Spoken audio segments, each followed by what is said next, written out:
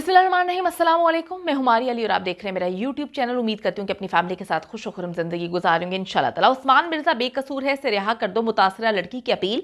उस्मान मिर्जा ने जिस लड़की को सबके सामने उरियां किया, उसकी वीडियो बनाता रहा, उस लड़की को पैसे से ढाप दिया। कहते हैं जब पैसा बोलता है तो नीयतें बदलती हैं। दूसरा केस दरिंदा जाहिर जाफर केस में जज जो है वो खौफजदा है, जबकि जाहिर बेखौफ जाहिर जाफर के वकील की मीडिया को एक बार फिर से रोकने की कोशिश। वीडियो इंपॉर्टेंट है, आखिर तक जरूर देखिएगा।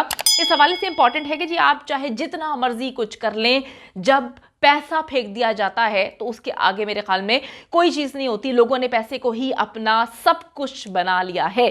तो किस तरह से पैसा फेंका गया, किस तरह से जो है उस्मान मिर्ज़ा जो अनकरीब बाइज्जत बरी भी हो जाएंगे और उसके बाद टिकटॉक पर वीडियोज़ भी बनाएंगे और हम सब बैठ के देखेंगे और उनको कुछ भी हम ना कह सकेंगे और ना कर सकेंगे। इस लिहाज से वीडियो इंपॉर्टेंट है। अगर आपको लगता है कि आपको मेरा यूट्यूब चैनल सब्सक्राइब करना चाहिए तो वो भी ज़रूर करें जी। जितनी वीडियोज़ आप लोगों के लिए बनाई जाती हैं वो आपको बर वक्त मिलती रहें।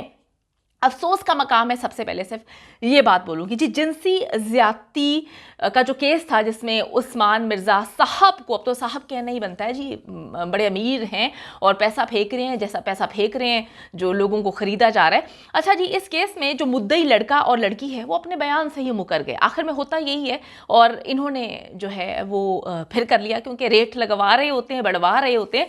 ये दोनों अपने बयान से मुकर गए हैं। ये इनके मुल्जिम ही नहीं, इनकी जानिब से कहा गया है और पुलिस ज़राए के मुताबिक इन्होंने सुलह की है और सुलह के लिए 1 करोड़ पाकिस्तानी की जो है वो डील की गई, जिसमें ये सब कुछ फाइनलाइज हो गया है। ना सिर्फ ये फाइनलाइज हुआ है बल्कि वो मुकर गए। उसके अलावा उन्होंने पुलिस पे उल्टा इल्ज़ाम लगा दिया कि उन्होंने ज़बरदस्ती हमसे जो है साइन करवाए हैं। पुलिस के मुताबिक उनकी सारी की सारी मेहनत पे पानी फेर दिया गया है और अब जो मिर्ज़ा साहब हैं बहुत जल्द टिकटॉक बनाते हुए आप लोगों को नजर आएंगे। आप सबको याद है कि पाकिस्तान के दारुल हुकूमत इस्लामाबाद के सेक्टर E11 में एक जोड़े को ना से बरहना किया गया था, उन पर तशद्दुद किया गया था। उनकी वीडियोस जो है वो सोशल मीडिया पर वायरल हुई थी। अपलोड करने के मुकदमे में मुतासरा लड़का और लड़की ने जो है मुल्जिम उस्मान मिर्ज़ा समेत दीगर मुल्जिमान को अब शनाख्त करने से मुकम्मल इनकार कर दिया है।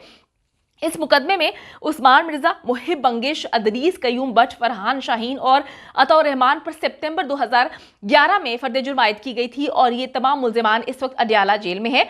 मुल्जिमान के वकला जो हैं वो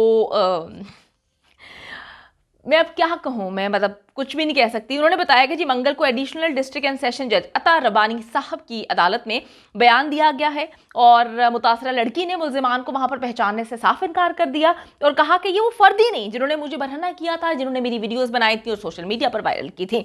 अदालत में लड़की की जानिब से एक बयान हल्फी भी जमा कराया जा चुका है जिसमें कहा गया है कि इस मुकदमे में जो मुल्जिमान नामजद और गिरफ्तार हैं ये वो लोग ही नहीं हैं जो वीडियो में नजर आ रहे हैं और वकूए के वक्त मौजूद हैं। क्या कहने हैं जी, सैल्यूट करना चाहिए इन सबको।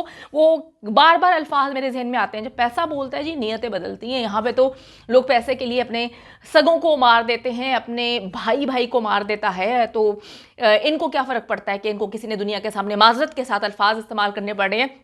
इनको फ़र्क क्या पड़ता है कि इनको नंगा किया गया था, इनकी नंगी वीडियोस जो हैं वो आई थी, इनको किस तरह से बेइज्जत किया जा रहा था कि हम ख़वातीन जो हैं वो डर गई थी कि अल्लाह उस औरत पे क्या बीत रही होगी। लेकिन उस औरत के लिए मेरे ख्याल में 1 करोड़ बहुत ज़्यादा है, उसकी इज्जत से भी ज़्यादा है। आपको बताती चलूँ कि जो बयान हल्फी के मुताबिक गिरफ्तार शुदा मुल्जिमान में से किसी ने ये तो उनके साथ ज्यादती की है, ना ज़बरदस्ती की है और उनको बेलिबास भी नहीं किया गया। आपको बताती चलूँ कि लड़की ने माजी में मजिस्ट्रेट के सामने अपने बयान में कहा था कि मुल्जिम उस्मान ने उसे अपने मंगेतर के साथ जो है जिनसी अमल करने का कहा और ऐसा ना करने पर इज्तिमाई ज्यादती करने की धमकी दी थी।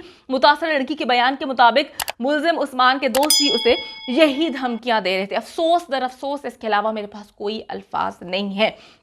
अब जी लड़की ने अदालत में यह भी कहा कि वो किसी गिरफ्तार या नामजद मुल्जिम के खिलाफ कोई भी कार्रवाई जो है वो अब करना चाहती ही नहीं है।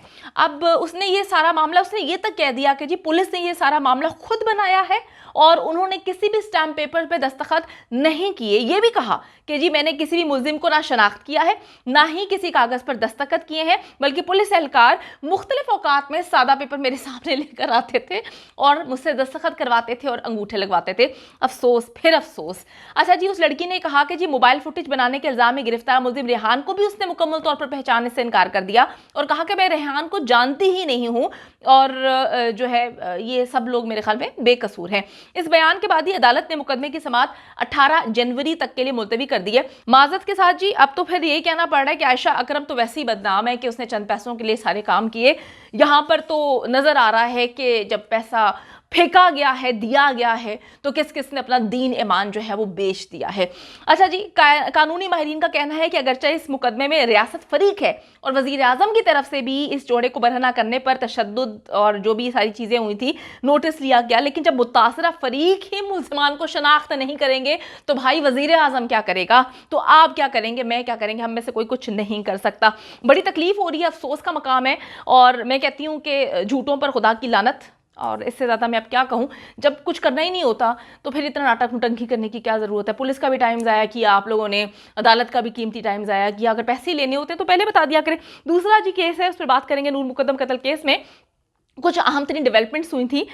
जो आखिरी समाअत हुई है, दरिंदे ज़ाहिर जाफर का वकील, जो कि ज़बरदस्ती का वकील मैं कहूँगी क्योंकि अभी तक दरिंदे ज़ाहिर जाफर की जानिब से कोई उस पर जो है सिग्नेचर नहीं किए गए वकालतनामे पर, जो भी उसने लेकर आ रहा था बार बार। अच्छा, लेकिन फिर भी वो हजरत जो हैं वो केस लड़े जा रहे हैं। उनको क्या कहने हैं, मतलब इंसान क्या कहे कि यहाँ पे तो उस्मान मिर्ज़ा केस में उस्मान मिर्ज़ा को पहचानने से इनकार कर देते हैं, कल को जी मैं अब कुछ बोलना नहीं चाहती। अच्छा जी, सिकंदर जुल्कुनैन साहब जो हैं, एक बार फिर से उनको मीडिया से तकलीफ होना शुरू हो गई है। वो कहते हैं जी मीडिया को केस से दूर रखें।